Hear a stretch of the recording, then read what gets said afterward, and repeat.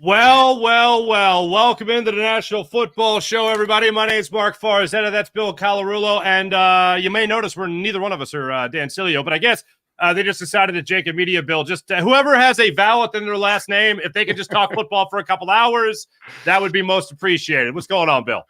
Oh, 10 days, Farzy. 10 more days, and we are there, my friend. I can't wait. I was filling in for our friend John McMullen on Birds 365 earlier in the week, and Jody McDonald asked me the question. He might have asked you a similar question this week as well about the Eagles kind of limping out of the gate, the Eagles being in this position where they're kind of going to be ready for this Super Bowl hangover, and it's going to kind of linger, and they're not going to jump out against the Patriots, and they're honoring Tom Brady up there in opening week, and the Eagles might have their struggles. I just don't see it. I just don't see it. I know we're going to get into plenty of Eagles storylines as the show goes on today. We're doing 2 hours with you today, folks. We got plenty of national stories. We got our AFC predictions throughout all the divisions. We got also the MVP prediction, Offensive Player of the Year, Defensive Player of the Year. We're going to cover the whole gambit when it comes to the NFL, as this is, of course, the National Football Show. But, Bill, just right out of the gate, are you anticipating any sort of Super Bowl hangover when it comes to the Philadelphia Eagles, sir? I'm not. I mean, the problem is if you look at the history of the NFL, they would tell us, yeah, you should be worried about a Super Bowl hangover. But I'm not looking at the numbers. I'm just looking at this team. And with the veteran leadership that this team has with Brandon Graham and Jason Kelsey and Lane Johnson, Fletcher Cox, and then Jalen Hurts. I know he's not a veteran, but the guy carries himself like he is. It's hard to believe that this team is going to come out with any sort of Super Bowl hangover. I mean, the schedule is set up the right way for this team. I know it's a tough schedule, but the first 8 games of the year are all winnable football games. So they need to take advantage of it. They can't afford to have a Super Bowl hangover. This isn't a team that can come out to a slow start and hope to win a ton of games late with the way the schedule lines up. But I'm confident. I think this team, veteran leadership, good coaching, is going to come out and not have the Super Bowl hangover. Yeah, and the other thing that's going against them is the idea that no team has won back-to-back NFC East titles, let alone the Super Bowl. They haven't even won NFC East titles back-to-back, since 2003, 2004, I believe it is, with the Eagles doing that 20-some years ago. So you look at this squad as it stands right now, and I think you hit the nail right on the head there, and it's the number one reason why I believe in this team this year. I mean, other than the fact that they're talented, and other than the fact that I believe they also have depth, especially on the offensive side of the football. But bottom line is the veteran leadership of this team. Like last year, there was just so much talk surrounding this team. And they were referring to it, whether it was Jalen Hurts, it was Jason Kelsey, talking about rat poison. You can't read and believe the stuff that's in the media right now. You can't listen to the experts and say how great that team is. They also can't do the other thing, which is buy into the idea that they are that good, and they can't get comfortable. And Jason Kelsey last year around this time did this beautiful soliloquy about how this team just can't get comfortable. If you start listening to that, that is when you start to fall apart. But I believe that core 4 of the veterans that have been around here forever, and Jalen Hurts, who, as you said, carries himself as if he's already a 10-year veteran in the NFL, I think that is going to be almost their protective shield when protecting against the rat poison or being comforted or other people hyping them up too much. And one more thing on that. The thing that I find so interesting is that these veterans, these guys that have been on the team for 10 plus years, these guys like Fletcher Cox and Jason Kelsey and Lane Johnson, these guys, they all listen to Jalen Hurts, and they've been doing it really ever since his first year as a starter in the NFL. So that to me shows you that he is without question wise beyond his years. It's not just that he's got Anita Baker, on his playlist. It's the fact that these veterans listen to him and take their cues from him. First man in, last man out, and that to me shows a lot more than just a 25-year-old leader of this football team. Definitely, and one of the question marks on this team is there are some new position players, but in some respects that could actually help this team when you're talking about the Super Bowl hangover, because you're going to have guys who they weren't part of that Super Bowl team last year. You have Jalen Carter, you have Nolan Smith, and you got a couple of new guys that you brought in. Zach Cunningham's going to be your starting linebacker. So this should help that team because these guys weren't a part of that team last year. And you talk about coming from Georgia These guys are proven winners. So I don't think they're going to come in here with any sort of expectation that this is going to be easy. They know how to work coming from that Georgia football program. But Mark, it is crazy though when you look at these numbers. Now, everything I said about how I'm not worried about the Super Bowl hangover, you look at these numbers, and it is just wild when it comes to the history in the NFL. Like you mentioned earlier, there hasn't been a repeat winner in 20 years in the NFC East. No NFC team has gone back to the Super Bowl after losing in 50 years since the 1974 Minnesota Vikings. And then you throw on top of it, the Eagles have the hardest strength of schedule. They have 10 games against 2022 playoff teams. And only 2 teams since 1994 have lost both coordinators after appearing in a Super Bowl, the 2004 Patriots and the 1994 San Francisco 49ers. So you throw all that in, and we're crazy to say there's not going to be a Super Bowl hangover, but I'm still saying there's not going to be a Super Bowl hangover with this team. Look, in the last 50 years, I know other teams have had great leadership, and I know in the last 20 years, there's been great leadership in the NFC East, and there's been other teams that are supposed to do more than what the Eagles could possibly do. But I just find this to be such a different case when you talk about all the leaders, you talk about all the talent, you talk about the depth, and you talk about that kind of next man up mentality that this team has really embraced over the last 6 years. And no better example than when they had the most men step up next than that 2017 Super Bowl season. And what I always say about that season in particular, from that season on, I look at this team, and if I am digging to the depth chart of like third stringers, and I'm worried about, let's say, a long snapper, or I'm worried about a punter, like in this case, I would say that your team is pretty set and your team is going to be pretty good. And that's what this Eagles team has. The other part of it is that a guy like Jalen Hurts is just getting started. And how many teams in the NFL can say, not many, I mean, the Bengals, obviously, but not many teams can say that they have the weapons for their quarterback the way the Eagles have weapons for Jalen Hurts. So you're talking about A.J. Brown. You're talking about both, swole and skinny Batman, Devontae Smith. You're talking about a complete stable of running backs. Like, look, Rashad Penny, the biggest thing on him is just stay healthy. We got to keep saying stay healthy about Rashad Penny. But if he does stay healthy, if the Eagles with this deep running back room can keep him healthy, and you have DeAndre Swift catching passes, you have Kenny Gainwell running the ball, and you have Rashad Penny as the in case of emergency break glass type of running back, this offense is complete. And now defense, I do have my concerns. You have the numbers right there, just overall history, but let's talk about the personnel of this Eagles team, because we're not looking at this with, rose-colored glasses. We're not looking at this like it's some kind of Disney script. There are some blemishes on this defense. And when I talk about the linebacker position, as much as I might be confident in Nakobe Dean, we haven't seen it yet. Zach Cunningham was available for a reason, and now all of a sudden he's your starter. You blink and he's your starter. The guy you brought in, Nicholas Morrow, isn't even on your squad anymore, and he was thought going to training camp to be the number one guy next to Nakobe Dean, if not taking the middle linebacker job from Nakobe Dean.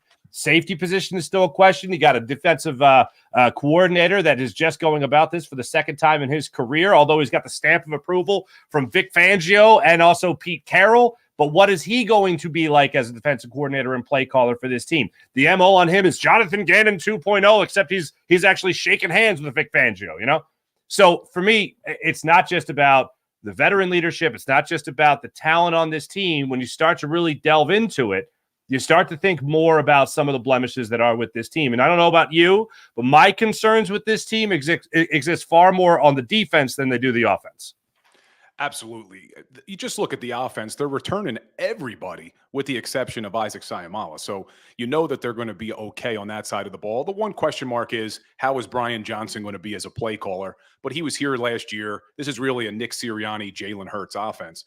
But you're exactly right. There are a lot of question marks on that defense. I was not happy when they let TJ Edwards walk. I've been saying it all summer. I did not like that they let him walk. I was okay with Kazir White. He had an up and down year, but TJ Edwards was not only your leader on that defense, he played over 94% of the snaps. He was the leader in tackles, top 7 in the NFL in tackles, and he just played a very solid brand of football on that side of the ball. And they're putting everything on the shoulders of a guy who's played 34 career snaps in the NFL. We're all hopeful Nakobe Dean's going to be the guy he was at Georgia. So am I. But no one knows how he's going to hold up for a 17-game NFL season. We've never seen it done before.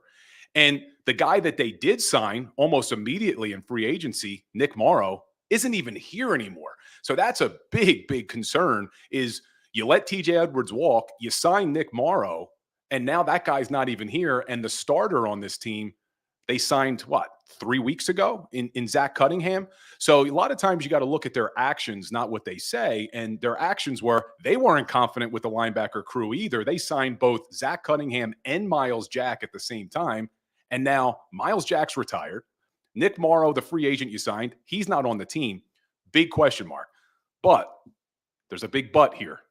That defensive line is going to be so damn good, Mark, that it may not matter who's back there at that linebacker position. When you have defensive tackles like Fletcher Cox, Milton Williams, Jalen Carter, Jordan Davis, a healthy year from Jordan Davis. I don't think he was fully healthy last year.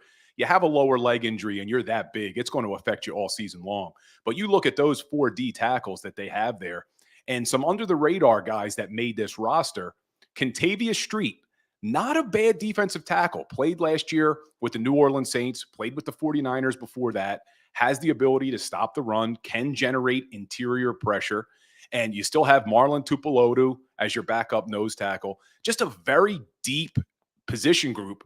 And we didn't even talk about the edge rushers. I mean, you throw the edge rushers on top, those linebackers should be able to have a lot of success with the amount of talent the Eagles have with those front 4. Certainly, and I'm glad you touched on the defensive line because as we continue to unpack storylines surrounding the Eagles going into this season, I think one of the best storylines out there is how good is Jalen Carter really going to be? I mean, last year in the preseason against the Jets, you saw a guy like Jordan Davis blow up the line of scrimmage and blow up the offensive line, and it was like, all right, got what I needed out of that preseason game. Now we can move on to the next one. Jalen Carter did not disappoint in his first preseason game. His first professional snap against the Baltimore Ravens, busting through the offensive line to get into the backfield for at least a quarterback hit there. But when you really do think about it with Jalen Carter and you listen to what Fletcher Cox has said about him, you listen to what Baby Rhino is the new nickname for Jalen Carter. Brandon Graham championing that nickname as well. I mean, you talk about being overly optimistic about anybody. I mean, again, I'll say it, I am optimistic about Kobe Dean. I am optimistic about Nolan Smith. But the amount of optimism I have for a guy like Jalen Carter is miles above anyone else, to the point where I got to almost slow myself down a little bit here. And we were talking to our friend who hosts this very show, the National Football Show, Dan Cilio, about Jalen Carter. And he uttered the name Jerome Brown and talked about his footwork. He talked about his speed. He talked about his strength. And those two know each other. Those two knew each other rather well there with the Miami ties there, Cilio and Jerome Brown. So if that's the way you're going to set the bar, if that's how high you're going to set it, then I guess I am a little subdued in my take of Jalen Carter, thinking that there's no way it could possibly be that good. But, man, if you combine the speed that Lane Johnson has talked about, you talk about the strength that Dallas Goedert has talked about from Jalen Carter, then this defensive line isn't just, trying to fill the void of Javon Hargrave, especially with his sack count from last year, but they have surpassed it as far as a guy that could have talent level much higher than what Javon Hargrave was able to provide, even as a veteran. This rookie, is it really that reasonable? Is it that plausible to think that the Eagles have surpassed that level of talent with Jalen Carter already? Look, as fans, as analysts, we always get ahead of ourselves. We always get carried away, right? But you look at the veterans on this Philadelphia Eagles team and how much they are throwing praise upon Jalen Carter. They usually like to keep these rookies humble. They're not trying to keep this guy humble because they're also in awe of what they are seeing. So that's why I think we are being a little bit subdued, only because you look at what veteran guys on this team are saying about him. And if you're not excited, you're under a rock, because every single person who has seen this kid play in the preseason, in training camp, is saying, watch out. So I think there's some people in the comments saying defensive rookie of the year. We're going to get to that in a second, but a little teaser here. That may be my pick for defensive rookie of the year.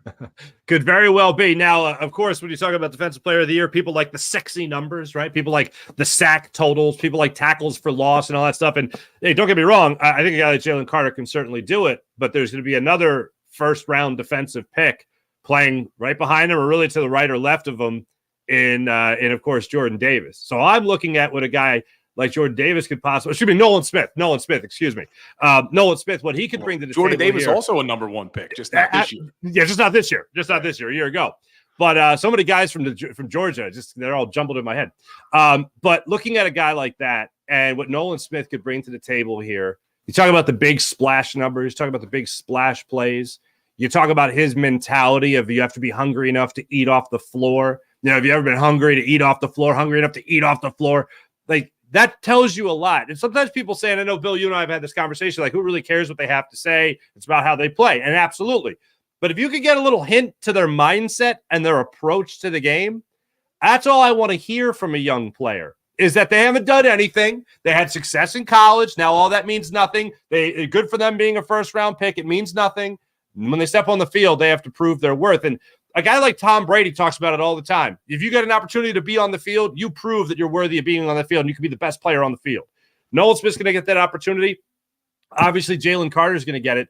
But the Eagles, I would not be surprised if they have both these guys' names, Defensive Rookie of the Year, being uttered in the same sentence as Defensive Rookie of the Year when they're talking about candidates at the end of the season. Because I think you have a guy like Nolan Smith that's going to have the splash plays, he's going to have the sexy plays and the sacks and all that stuff. But a guy like Jalen Carter overall could be holding down the fort on the interior of that defensive line, making things a lot easier for Nolan Smith to get off the edge, and Hassan Reddick and Brandon Graham and Josh Sweat at the same time. Yeah, I don't know what you do as a opposing offensive coordinator. How do you stop this defensive line? Where do you put your resources? Do you try to stop Hassan Reddick coming off the edge? Do you try to stop that interior pressure? And there's another guy on that defensive line that I think may have a huge year, and that's Josh Sweat. We've seen Josh Sweat get better every single season in the NFL. He's increased his sack total, and you just see it. His athleticism, how low he gets to the ground when he comes around the edge. I'm expecting a big season from him as well. So you just look at that defensive line. The only thing that may hurt these players from being in the Defensive Player of the Year conversation or Defensive Rookie of the Year is they're going to be so damn good that the stats are hopefully going to just be split amongst all of them, because I think they're all going to put pressure on the quarterback like they did last season. Mm-hmm. Absolutely. And the other thing is, who knows? Maybe they'll have another 70 sack season. Maybe they'll go for 75 this year. Maybe they'll really spread the love when it comes to the sacks this upcoming season. That's what I'll cross my fingers for, at least. But you mentioned Josh Sweat, and one of the things that I always think about is when Chris Long was here in the Super Bowl year and the year following and all that, the number one guy, when I had an opportunity to talk to Chris Long, that he was most excited about to really have a breakout season in 2 seasons here, it was Josh Sweat. He said, you just got to watch what this guy can do. He's still coming back from the injury. It's going to take time for him to come back from the injury. Now being 3-4 years removed from it, now being in a defensive line that, of course, has that push up the middle as they had last year with Javon Hargrave, with a splash of Milton Williams, with a little of Ndamukong Suh, as well as Linval Joseph and Fletcher Cox. Now you're going to have that interior as well, maybe even better than what you had last year. Now you could have 2 guys coming off the edge that can get into that backfield and really make some big plays for this football team. So when people say, 70 sacks is not going to happen again, I'm like, yeah, conventional wisdom says it wouldn't happen again, but this defense might be more talented than what they were last year. And the other part of it is, if you get off the defensive line for a second and you go to the linebackers, I know it's a big question mark, but if you were going to be just a little bit more aggressive as a defensive play caller, if you're Sean Desai, you're going to be a little bit more aggressive. Wouldn't you be a little bit more aggressive at the linebacker position? Because as much as I think TJ Edwards was a very good linebacker for this team, and if I was you, or Bill, I'm with you. You're talking about him possibly staying around another year and not signing elsewhere for 3 years, $18 million to sign with the Bears. That's a good contract for him. The Eagles weren't going to pay that. But if he did stay here, I'd be fine with it. But with the Kobe Dean being here, you weren't going to send TJ Edwards to the backfield to blitz. You could send a Kobe Dean in the backfield to blitz. He's got the instincts. He's got the speed. He's got the quickness. He's got the agility. If you're Sean Desai and you're looking at one position you might be able to be a little bit more aggressive with, more so than Jonathan Gannon, it's the middle linebacker position, because that's exactly what it got a guy like Nakobe Dean even mentioned as possibly being a late first round or even a second round pick going into his draft. So you have a guy that can make those big plays for you defensively, and you didn't necessarily have that last year with TJ Edwards, especially when it came to getting into the backfield. Yeah, TJ Edwards was a solid player, very solid player, but I don't think the upside was there that you have potentially with Nakobe Dean. If Nakobe Dean is the guy we saw at Georgia who was just dominating the SEC, then yeah, this defense has the potential to be really, really scary. I don't want to say he's going to be dominating. We haven't seen it yet, but there's that potential there, and the ceiling is very, very high for him. So you are right. Sean Desai can have some fun, hopefully, with this defense. And another guy, not to get you too excited, Farzy, I know how much you love Sidney Brown, but if Sidney Brown starts working his way into this defense and they start running some safety blitz with that guy, man, that could be a lot of fun to watch. I know we got a minute here, but we'll get into the safety position here because it's Terrell Edmonds, it's Justin Evans, it's Sidney Brown, obviously Reed Blankenship, Kayvon Wallace is out. He's linked back up with Jonathan Gannon. So we'll get to the conversation. We've talked linebackers, we talked defensive line, we talked a little of the offense there, but we haven't talked about the safety position yet coming up on the Philadelphia Eagles. Now, what we will get into in a little bit here is our defensive player of the year, defensive rookie of the year, offensive player of the year, offensive rookie of the year, overall MVP, comeback player of the year, and potentially even coach of the year. We could get into all that. Now, the NFL, I don't know if you saw this, but NFL.com, Bill, put out their stories when it came and their predictions when it came to across the league who's going to come away with the hardware this season. Not just the Lombardi Trophy, but the individual awards as well. We'll be getting to that on the show today. We'll also be getting into some of the biggest concerns surrounding the Philadelphia Eagles, who's the biggest threat to the Philadelphia Eagles, not just in the NFC East, but in the entire NFC, and what it does mean for this football team to even have a shot to get back to a Super Bowl. We'll talk about all that and more as Bill Colarulo and myself, Mark Farzetta, are filling in for Dan Cilio here on the National Football Show. Sills has the day off. We'll be back with you in a few.